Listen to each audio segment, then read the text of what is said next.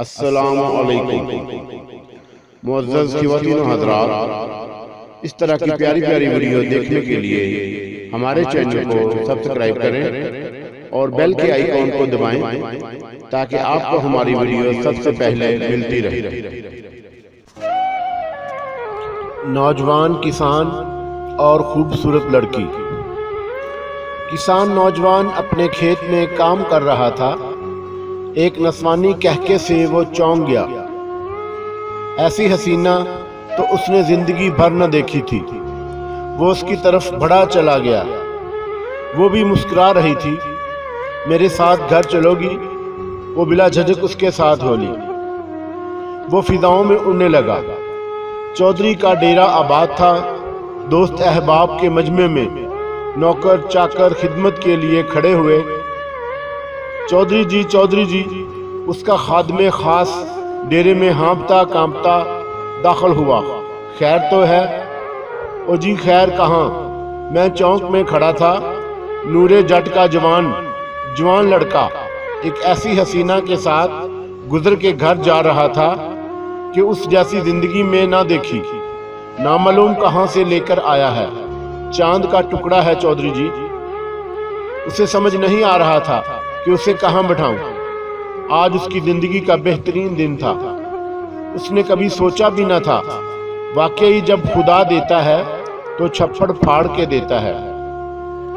اسے کچھ شور کی آوازیں آ رہی تھی جو اور قریب آ گئی۔ پھر دروازہ کھٹکھٹایا جانے لگا۔ دروازہ کھلا۔ چودھری ہکا بکا رہ گیا اور بے اختیار اس حسینہ کی طرف بڑھا۔ نوجوان جٹ ایک آہنی دیوار کی طرح اس کے راستے میں حائل ہو گیا۔ تم میری لاش پر سے گزر کر ہی اس تک پہنچ پاؤ گے۔ تم اس کے قابل نہیں، نہ یہ گھر اس کے قابل ہے۔ یہ میری حویلی میں رہے گی۔ نوکرانیاں، راحت و آرام و عزت اسے وہاں ملے گی۔ نہیں، یہ فیصلہ جج کی عدالت میں جائے گا۔ جج صاحب نے نظر اٹھائی۔ اسے اپنی نظروں پر یقین نہیں آ رہا تھا۔ اس نے اینک اتار کر صاف کی اور دوبارہ دیکھا۔ واقعی وہ حور اس کے سامنے کھڑی تھی۔ جج بولا، ارے یہ منہ اور مسور کی دال، اپنی اوقات دیکھو اور اس کا حسن، یہ تم دونوں کے لائق نہیں۔ میرے پاس مال و دولت ہے، عہدہ ہے، بنگلے ہیں، گاڑیاں ہیں، نوکر چاکر، معاشرے میں ایک حیثیت ہے، یہ میرے لائق ہے۔ چلو نکلو تم دونوں اور اس کو یہیں رہنے دو۔ وہ ہکے بکے رہ گئے۔ نہیں، چودھری چلایا، یہ نہیں ہو سکتا۔ نوجوان بولا، ہم راضی نہیں ہیں۔ اب تو بادشاہ سلامت ہی ہمارے درمیان فیصلہ کریں گے۔ بادشاہ کے پاس چلو۔ جج نے سب کام وہیں چھوڑے اور اب تینوں حسینہ کو ساتھ لیے بادشاہ کے محل کی طرف بڑھنے لگے۔ دربار سجا ہوا تھا۔ وزیر، مشیر، درباری سب اپنی اپنی مسندوں پر اور بادشاہ اپنے تخت پر جلوہ افروز تھا۔ اس کے سر پر رکھے ہوئے تاج کے موتیوں سے سارا دربار جگمگا رہا تھا اور وہ خود بھی حسن کا کرشمہ تھا۔ دربار 3 اشخاص اور ایک حسینہ کو لا کر بادشاہ کے سامنے پیش کرتا ہے۔ بادشاہ سلامت نے نظر اٹھائی تو دیکھتے کا دیکھتا ہی رہ گیا۔ ایسی حسینہ اور میری سلطنت میں؟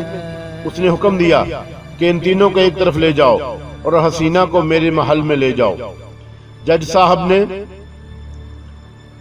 کچھ بولنے کی کوشش کی تو بادشاہ سلامت نے ایک طرف دیکھا۔ 3 ہٹے کھٹے دربان آگے بڑھے اور تینوں خاموشی سے ایک طرف کو ہو گئے۔ وہ حسینہ جو اب تک خاموش تھی، آخر اس نے خاموشی کو توڑا اور بولی، فیصلہ میں کروں گی۔ تم چاروں میرے پیچھے دوڑو، جو مجھے پکڑ لے گا میں اس کی۔ یہ کہہ کر وہ جلدی سے دربار سے باہر نکلتی ہوئی نظر آئی۔ بادشاہ کو اپنا تخت بھول گیا اور اگلے ہی لمحے وہ چاروں اس کے پیچھے دوڑ رہے تھے۔ وہ ہوا سے باتیں کر رہی تھی۔ بادشاہ سلامت تھوڑی ہی دور جا کر دوڑنے کی تاب نہ لا سکے اور ایک لمبی آہ بھر کر وہیں ڈیر ہو گئے۔ جج صاحب بھی زیادہ دیر پیچھا نہ کر سکے اور اس کی سانسیں بھی جواب دے گئیں۔ چودھری صاحب ہمت ہارنے والے تو نہ تھے، لیکن آخر کب تک؟ اب وہ تھی اور نوجوان تھا۔ جو ہر لمحہ اس کے قریب سے قریب تر ہوتا جا رہا تھا، مگر یہ کیا راستے کے ایک پتھر سے وہ ایسا ٹکرایا کہ منہ کے بل گرا، اور اس کے منہ سے ایک دل خراش چیخ بلند ہوئی جو کہ حسینہ کے کہکوں میں دب گئی۔ آؤ میرے عاشقو، میرے پیچھے آؤ، تم مجھے کبھی نہیں پا سکتے۔ اور واقعہ ہی اسے کوئی نہ پا سکا۔ وہ دیکھنے میں تو حسینہ تھی، حور کے حسن والی تھی، دل فریب تھی، عقل کو محو کرنے والی تھی، لیکن حقیقت میں وہ دنیا تھی۔ اس کے پیچھے دوڑنے والوں کا یہی انجام ہوتا ہے۔ جزاک اللہ خیر۔